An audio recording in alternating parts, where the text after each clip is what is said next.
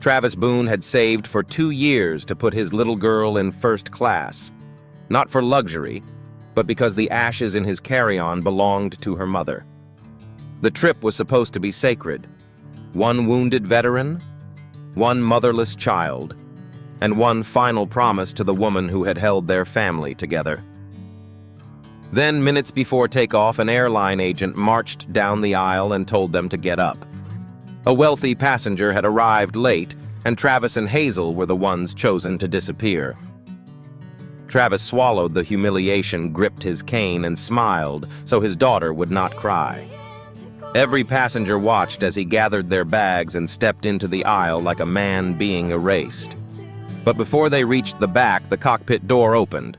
The captain came out, saw Travis, and raised a salute. Why did that single gesture freeze the entire plane? Travis Boone did not look like the kind of man anyone expected to see in first class. He was 41 broad through the shoulders but worn down at the edges with a faded flannel shirt, work boots polished only because his daughter had insisted, and a black cane resting against his right knee. His left leg, hidden beneath denim, was not the leg he had been born with. Most of it had been left behind 3 years earlier on a burned road overseas, during the kind of mourning soldiers spend the rest of their lives trying not to remember. Travis had served 3 tours, had carried men through smoke, fire, and gunfire, and had come home with medals he kept in a drawer because looking at them never made him feel brave. It only made him remember the ones who did not come home. He never introduced himself as a hero or even as a veteran. Travis wanted a quiet life, a working truck, enough money for groceries, and the strength to be the father his little girl needed. Hazel Boone was 7 years old, small for her age, with light brown hair. Her father braided badly every school morning, and serious blue eyes that noticed every time he tried to hide pain. She knew which days his back hurt by the way he breathed when he stood up. She knew when the weather made his leg ache. She knew, though Travis wished she did not, that sometimes her father sat awake in the dark after midnight, staring at a framed photograph of her mother. Hazel's mother, Mara, had been gone for 2 years. Cancer had taken her slowly, cruelly, and without caring how many battles Travis had survived before it arrived. Mara had waded through every war, then helped him survive the one that followed him home. When nightmares shook him awake, she sat beside him without asking for explanations. When he hated the mirror, she made him laugh until he could look at himself again. When he came home, missing part of his leg, she taught him that being broken was not the same thing as being finished. Then she got sick, and all his training became useless. He could not carry her out of it. He could only sit beside her bed, hold her hand, and watch the strongest person he had ever known fade into someone lighter than the blankets around her. Before Mara died, she asked Travis for one promise. She wanted Hazel to see the beach where she and Travis had fallen in love, the gray Atlantic shore where they had spent their poor honeymoon sleeping in his truck because they could not afford a hotel room. Mara had always said the ocean quieted her mind. She wanted her ashes taken there, and she wanted Hazel to stand in the waves and know that her mother had once been young, happy, and full of dreams in that exact place. Travis promised. He made the promise with his hand around Mara's and Hazel asleep beside them, and from that day on, the promise became the most important thing he had left to keep. First class had never been about luxury. Travis knew how people saw him. A man in a flannel shirt with a cane did not look like he belonged in the wide leather seats at the front of a plane. But a 5-hour flight in the back folded into a narrow seat with his prosthetic leg pressed wrong and his damaged back locked in place would leave him barely able to walk when they landed. He needed to walk. He needed to carry Mara to the water.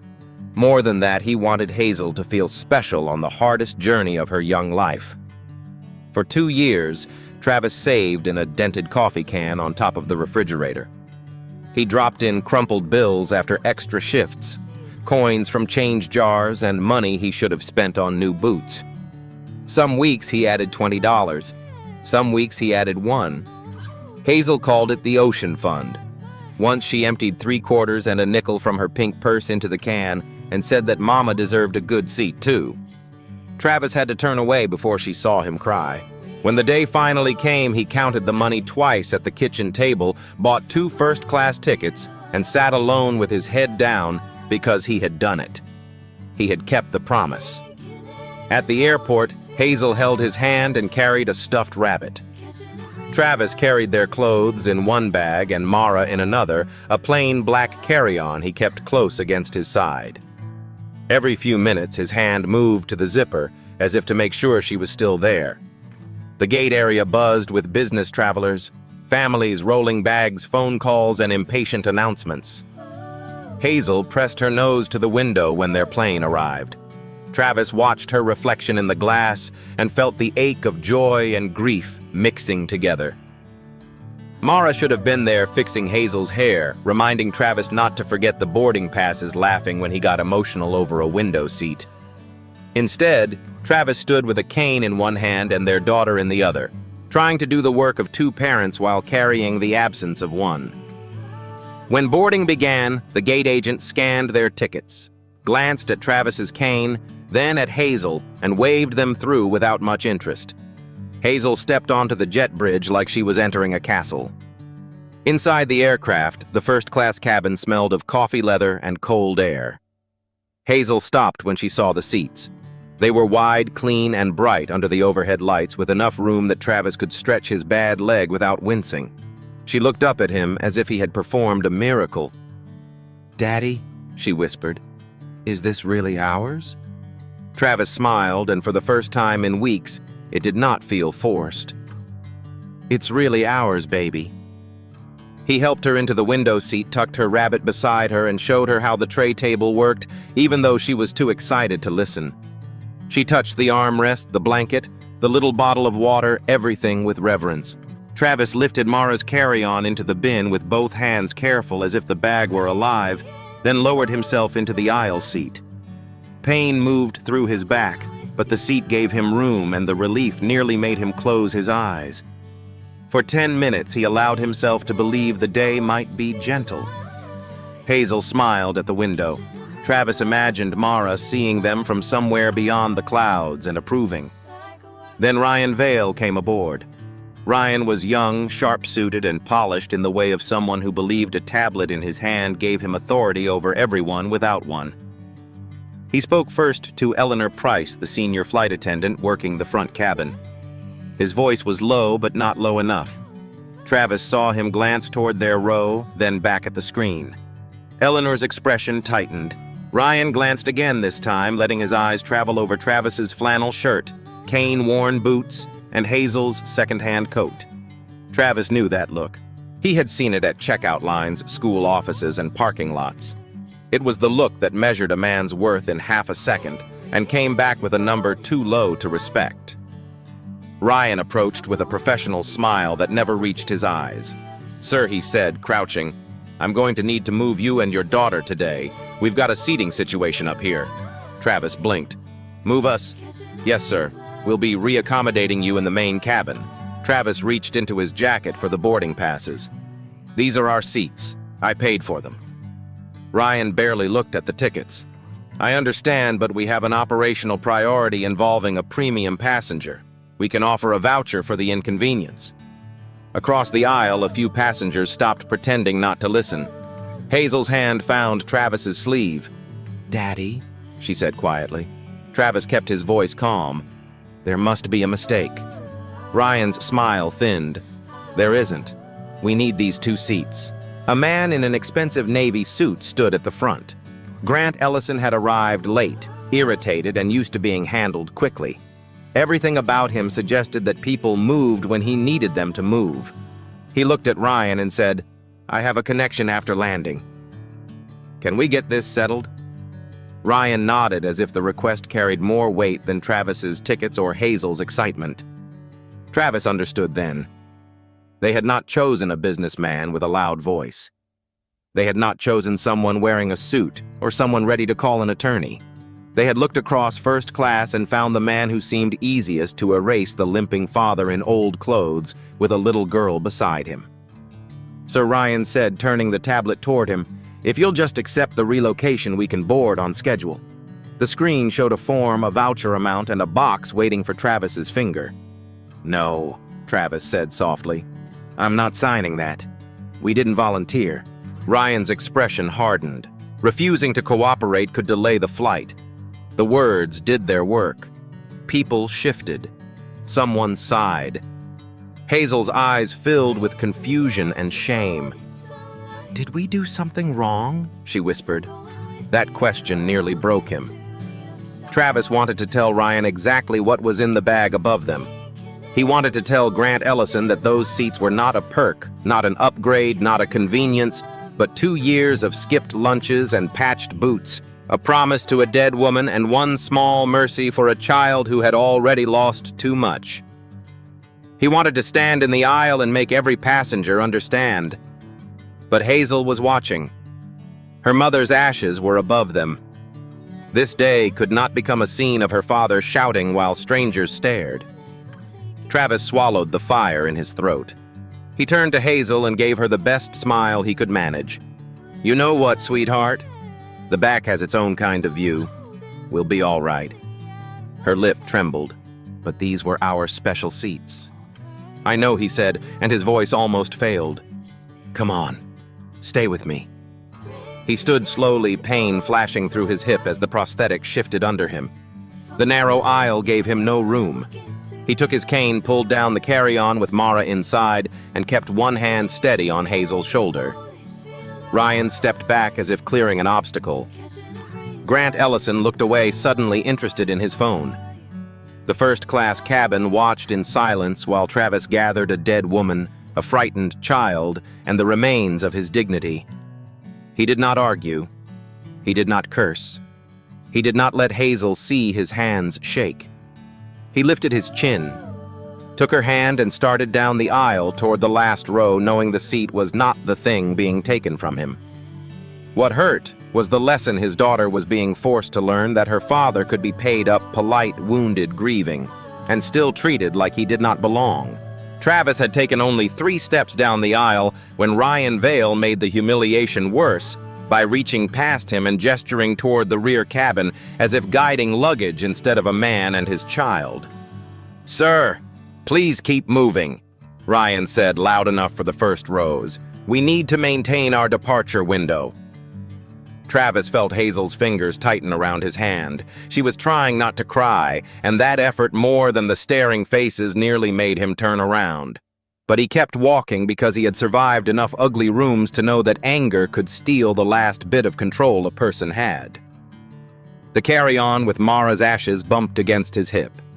Every bump reminded him that this trip had a purpose, larger than one airline agent, one rich passenger, and one stolen seat.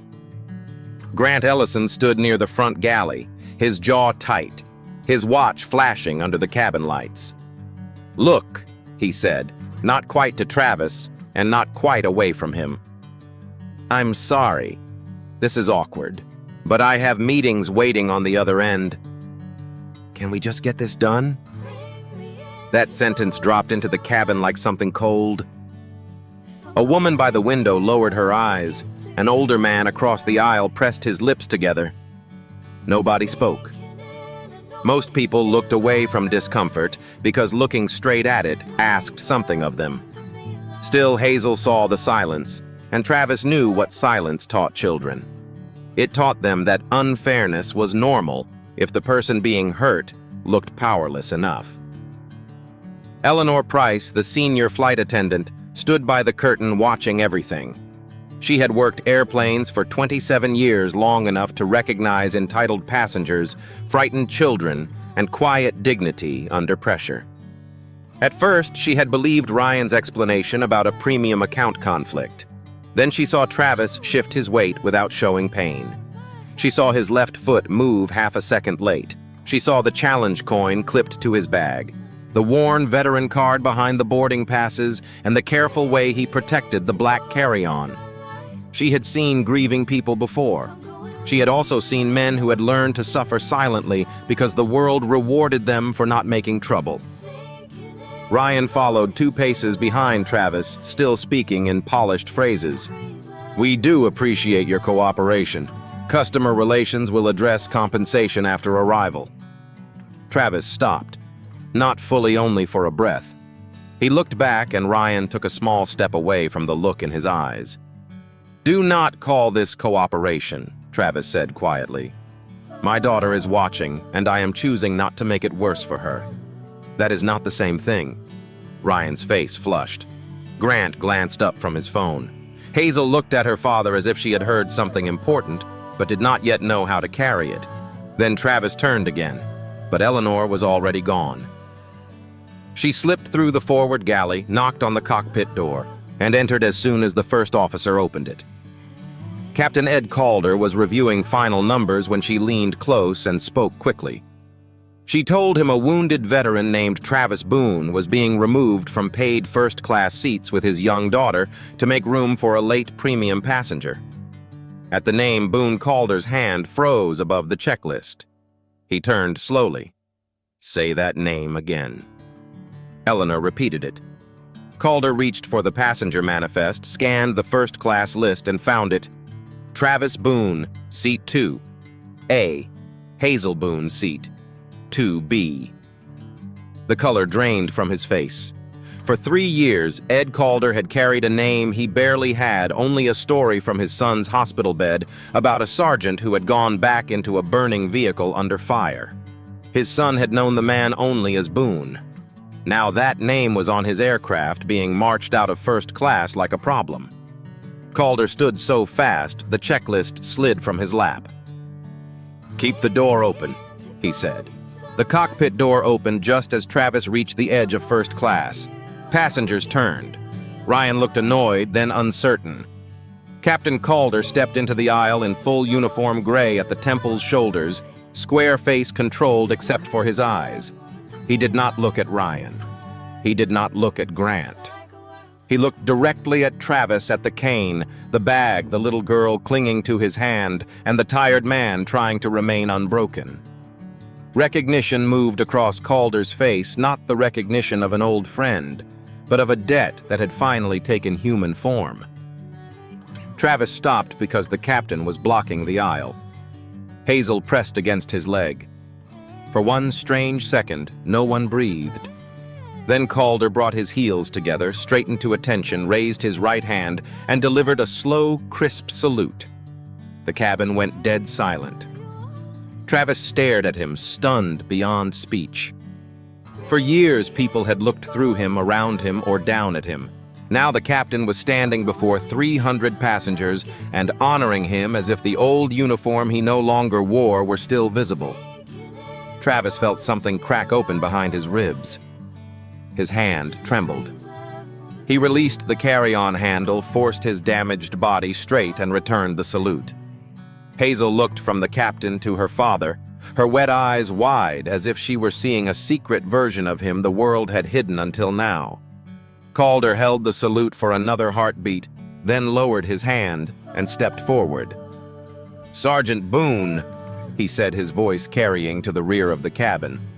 "It is an honor to have you aboard my aircraft." Ryan went pale. Grant's phone lowered to his side. Travis could not answer at first. "Captain," he managed. Calder turned toward Ryan and the warmth disappeared from his face. "Why is this man out of his seat?" Ryan swallowed.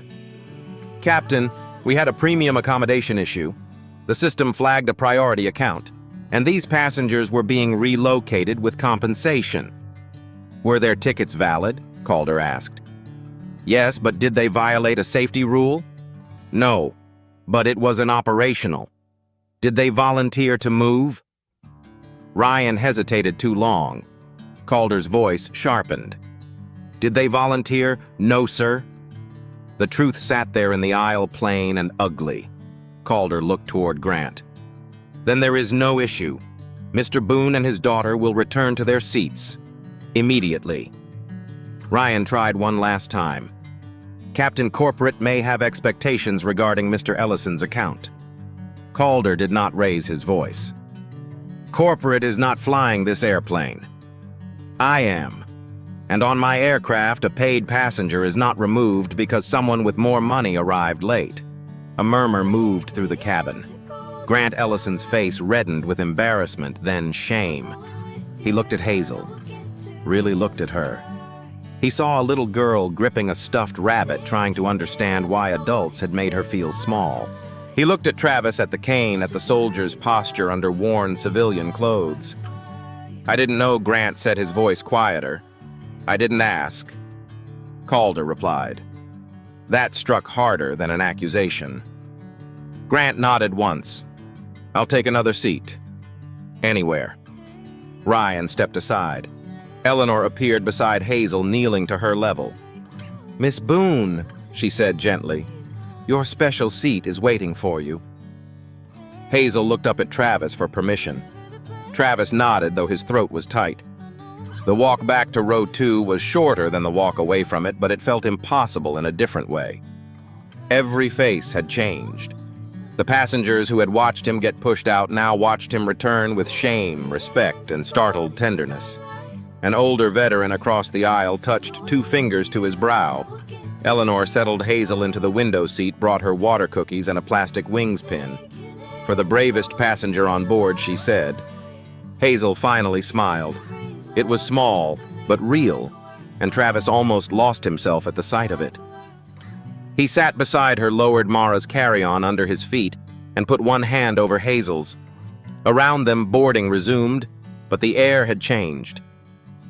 Ryan disappeared toward the jet bridge, shaken and silent. Grant passed toward the main cabin and paused beside Travis. "Mr. Boone," he said, "I owe you and your daughter an apology. I let my inconvenience become your humiliation." Travis looked at him. "Do better next time," he said. Grant accepted that, then walked on. The plane pushed back soon after. Hazel watched the runway with her wings pin clutched in her palm. Travis leaned his head against the seat and tried to breathe past the emotion in his chest. He should have felt victorious. Instead, the salute had stirred up things he kept buried. Smoke, heat, screams, burning metal, the weight of men he could reach, and the worse weight of men he could not. An hour into the flight, after the seatbelt sign went off and Hazel had fallen asleep against the window, Eleanor returned and bent close. "Captain Calder would like to speak with you if you feel able." Travis looked at Hazel. Eleanor understood. "I'll stay right here." Travis rose carefully, took his cane, and made his way forward. In the cockpit doorway, Calder turned from the controls while the first officer monitored the flight. The captain's composed mask was gone. His eyes were wet. "Sergeant Boone," he said 3 years ago outside Kandahar. There was an ambush. A transport burned. A man went back into that fire 3 times and pulled soldiers out while rounds were still coming in. Travis felt the blood leave his hands. "Captain, my son was in that vehicle," Calder said, his voice breaking. "My boy came home because you went back." The cockpit seemed to tilt. Travis gripped the doorway. The day returned, whole flames licking through torn metal. Men screaming his own leg caught the blast. The faces he saved. The faces he still saw in dreams. Calder was thanking him, but gratitude felt like a knife because it opened the wound underneath the metal. Travis did not feel like a hero. He felt like the man who had counted survivors and dead and never made peace with the numbers. "I didn't get them all," he whispered. Calder stood and took his hand. "You got my son. That should have healed something, but first it broke him." Travis bowed his head, fighting for air because he had spent years believing the worst day of his life had only taken from the world. Now he was being told it had given children their father, a captain his son.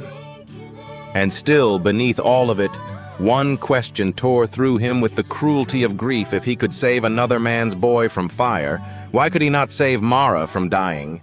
Travis returned to his seat with his cane tapping against the aisle floor, but nothing inside him felt steady. Hazel was asleep against the window, one hand curled around the plastic wings Eleanor had pinned to her sweater, her stuffed rabbit tucked beneath her chin. The cabin lights had dimmed, the clouds outside were bright and endless, and the first-class seat that had felt like a promise now felt like a witness stand. He sat carefully, lowered his cane, and placed his palm on the black carry-on beneath his feet. Mara was there, silent and light, while the past roared inside him so loudly he wondered how no one else could hear it. Captain Calder's words kept returning. "You got my son." They should have comforted him, but comfort did not come first. First came the fire, the screaming, the white flash of the blast, the impossible heat against his face, and the weight of a soldier's body across his shoulders. He remembered dragging one man out, going back, dragging another, then trying a third time when the world split open and took his leg. He remembered waking up in a hospital, looking down at a blanket that ended too flat and asking who made it. Nobody had wanted to answer. They called him brave. They gave him a medal. Mara kissed his forehead and told him he had come home. But the part of him that kept counting never came home at all. It stayed on that road, trapped between the ones he reached and the ones he could not. Now, on the one day he had tried to give Hazel something pure, the locked room in his mind had been thrown open.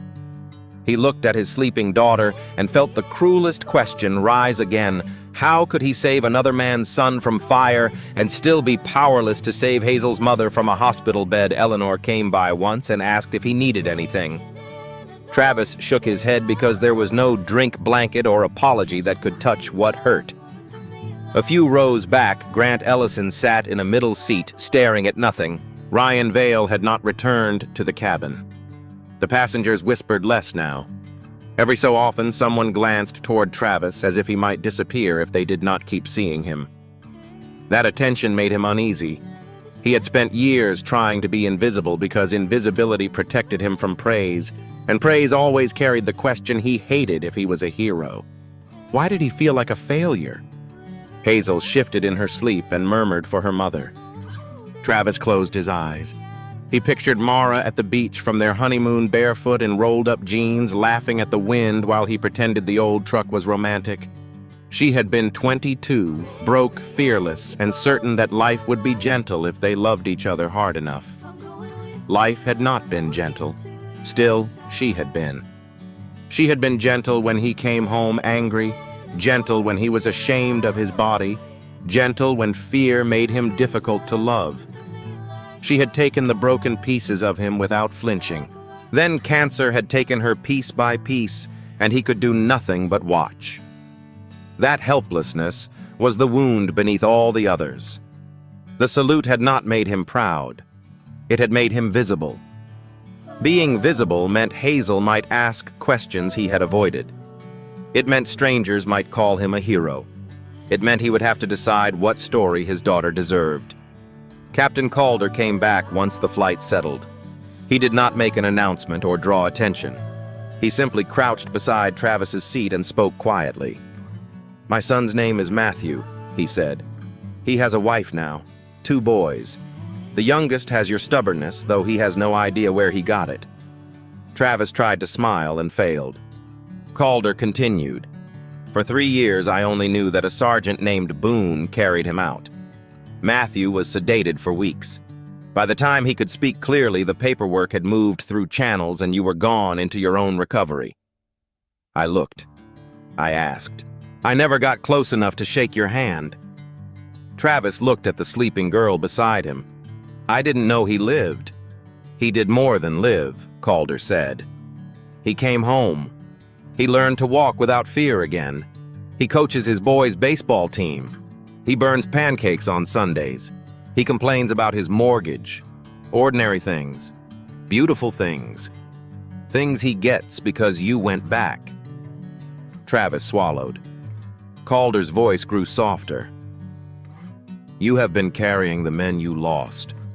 I will not tell you to put them down. No decent man could. But you have to carry the living too. My son is living. My grandsons are living. Their birthdays, scraped knees, bad jokes. First days of school, those are part of that day as well." Travis looked away because tears had filled his eyes. For years, his memory of the ambush had ended with smoke and loss. Calder was forcing it to continue beyond the battlefield into kitchens, ball fields, and ordinary American mornings that never would have existed without him. It did not erase the dead. Nothing could. But for the first time, the arithmetic changed. The column of the saved was not a small number on a report. It was a family. It was children. It was a father who had walked out of a cockpit to salute the man who gave his son back. Calder rested a hand briefly on Travis's shoulder. "Your daughter saw what she needed to see today," he said. "Not because I saluted you, but because it was true." When the plane began its descent, Hazel woke and looked around as if unsure whether the terrible part had been a dream. Then she saw the wings pin, saw her father beside her, and leaned against his arm. "Are we still in our special seats?" she whispered. Travis kissed the top of her head. "Yes, baby, we are." Was the captain mad at that man? The captain wanted people to do the right thing. Hazel considered that. "Were you scared?" Travis looked at the clouds below them. "A little," he said. "But being scared does not mean you stop doing right." She nodded, storing the sentence somewhere he hoped would stay. The landing was smooth, gentle. When the aircraft reached the gate, no one rushed to stand. Captain Calder stepped out before the door opened and asked the passengers to remain seated for a moment. He did not tell the whole story. He did not expose Travis's pain for applause. He only said there had been a mistake in how 2 passengers were treated, and that his crew would make sure they were escorted off with the respect they deserved. When Travis and Hazel stood, the cabin rose with them, not suddenly, not theatrically, but one row at a time, as if shame had learned how to become honor. The old veteran across the aisle shook Travis's hand without a word. A woman pressed tissues into Hazel's hand for the beach. Grant Ellison waited near the jet bridge, his face stripped of its earlier impatience. "Mr. Boone," he said, "I cannot undo what I allowed to happen. I saw a seat before I saw a person. I am sorry." Travis studied him. The apology was not polished. That made it better. "Remember this the next time the world moves too slowly for you," Travis said. Grant nodded. "I will." Ryan Vale stood farther down with a supervisor, pale and rigid. He looked younger now, not powerful, just frightened. He opened his mouth, but words failed. Travis could have let anger finish the day. He could have demanded the man's job and probably gotten it. Instead, he looked at Hazel, then at Ryan. "Learn from it," he said. "Do not make a child feel small because you think her father is." Ryan's eyes reddened. "I'm sorry," he whispered. Travis nodded once and walked on. At the jet bridge, Calder hugged Hazel carefully, then took Travis's hand in both of his. "Thank you for my boy," he said. Travis's throat tightened. "Thank you for my girl," he answered. That was all either father could manage. The airline made calls before Travis and Hazel even reached baggage claim. By evening, formal apologies had arrived with a full refund and lifetime first-class travel for both of them. Travis accepted none of it as the reward. The reward came the next morning on Mara's beach. The sky was gray, the ocean restless, and Hazel's small hand was cold inside his. Travis carried the black container down to the water's edge. For a moment, he could not move. Then Hazel squeezed his fingers. Together, they stepped into the surf. He whispered to Mara words meant only for the woman who had saved him more times than anyone knew. Hazel looked out at the waves with her mother's exact stillness, then said, "Bye, Mama. I brought you home." Travis nearly went to his knees. The sea took Mara gently. The wind lifted around them, and for the first time in 2 years, grief loosened its fist enough for peace to enter. Not happiness exactly, not yet, but peace, the kind that comes when a promise has been kept at a cost and still proves worth paying. Years later, Travis would still use those first-class benefits once a year, not for leather seats or free drinks, but to take Hazel back to that shore. Sometimes Calder flew the route. Sometimes Matthew Calder and his 2 boys waited at the gate, and Hazel ran with them as if they had always belonged to one another. Watching them, Travis finally understood what Calder meant. The worst day of his life had not ended only in loss. It had continued into children laughing under airport lights, into fathers standing alive beside sons, into a little girl learning that quiet people may carry stories too large for strangers to guess. Travis remained a limping man in a flannel shirt. The world still looked past him some days, but he no longer believed being overlooked made him nothing. Ryan had looked at him and seen an inconvenience. Calder had looked at him and seen a story. Same man, same cane, same worn shirt, but two different eyes had made two different worlds. After that flight, Travis tried to live with Calder's eyes. He tried to look longer, judge slower, and remember that every person pushed aside in an aisle might be carrying ashes, scars, promises, or lives they once saved. And whenever Hazel asked whether he was a hero, he gave the only answer he trusted. A hero was not someone who felt brave. A hero was an ordinary person who tried to do the right thing on the worst day. Hazel would nod, and Travis would think of Mara, the ocean, the salute, and the impossible mercy of being seen.